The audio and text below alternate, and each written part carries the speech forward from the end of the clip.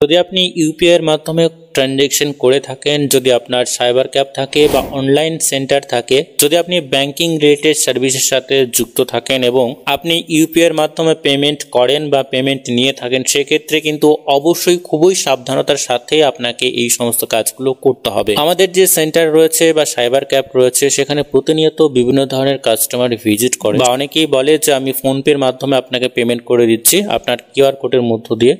হয়তো সেই পেমেন্ট আপনাকে করে দিচ্ছে, আপনি হয়তো তাকে ক্যাশ দিয়ে দিচ্ছেন, তার ক্যাশের প্রয়োজন রয়েছে। সমস্ত কাস্টমাররা আপনার কাছে আসবে ইউপিআই এর মাধ্যমে যে সমস্ত পেমেন্টগুলো হচ্ছে বা হবে, সেই সমস্ত পেমেন্টকে নিয়ে কিন্তু খুবই গুরুত্বপূর্ণ একটি আপডেট।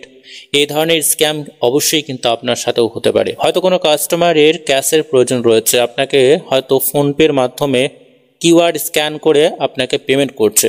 সেক্ষেত্রে কিউআর স্ক্যান করে সে পেমেন্ট না করে আপনার কিউআর কোডটি হয়তো অন্য কোনো জায়গায় পাঠিয়ে দেওয়া হলো এবং সেই পেমেন্ট অন্য কোনো জায়গা থেকে করা হলো এবং সেই পেমেন্টও কিন্তু আপনার অ্যাকাউন্টে চলে আসলো এবং আপনি তাকে ক্যাশ দিয়ে দিলেন। কিন্তু কিছুক্ষণ পর বা 1 থেকে 2 ঘন্টা পর আপনি দেখলেন যে আপনার অ্যাকাউন্টে সেই যে অ্যামাউন্টটা সেটা আবারও ডেবিট হয়ে গেছে। সম্প্রতি এই ধরনের একটি ঘটনাকে নিয়ে এসেছি আমরা আজকের এই ভিডিওর মাধ্যমে। সমস্ত বিষয়টি অবশ্যই আমরা জেনে নেব আজকের এই ভিডিওর মাধ্যমে।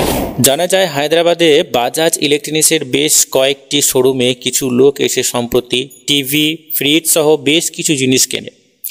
ইউপিআই পেমেন্ট করবে বলে স্ক্যানার চায়, তারপর সেটা পাঠায় রাজস্থানের কাউকে। পেমেন্ট হয়ে যায় দোকানে এবং সামগ্রীগুলো নিয়ে দোকান থেকে বেরিয়ে যায় ক্রেতারা। জিনিসপত্র পেয়ে যাওয়ার পরই শুরু হয় আসল খেলা। যে টাকা ট্রান্সফার করা হয়েছিল সেই টাকা ব্যাংকে ডিসপুট ট্রানজ্যাকশন দেখিয়ে ক্যাশব্যাকের দাবি জানানো হয়। এর ফলে ব্যাংক তো টাকা দিয়েই দেয়। যে সামগ্রী তারা কিনেছিল সেটাও পরে বিক্রি করে তা থেকে টাকা রোজগার করে সবার মধ্যে ভাগ করে নেয়। এসব জানতে পেরে তাজ্জব পুলিশও। নতুন এই প্রতারণা নিয়ে সচেতনামূলক বার্তা দিতে শুরু করেছেন তারা। ঘটনায় 20 থেকে 25 বছর বয়সী 13 জনকে গ্রেপ্তার করা হয়েছে।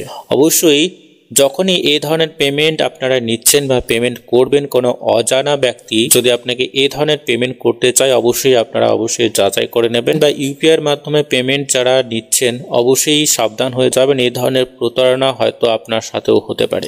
আজকের এই ভিডিওর মাধ্যমে এইটুকুই। পরবর্তী বা নতুন আপডেট যদি আসে অবশ্যই আমরা আপনাদেরকে জানিয়ে দেব। তো ততক্ষণে বন্ধুরা প্রত্যেকেই সুস্থ এবং ভালো থাকবেন।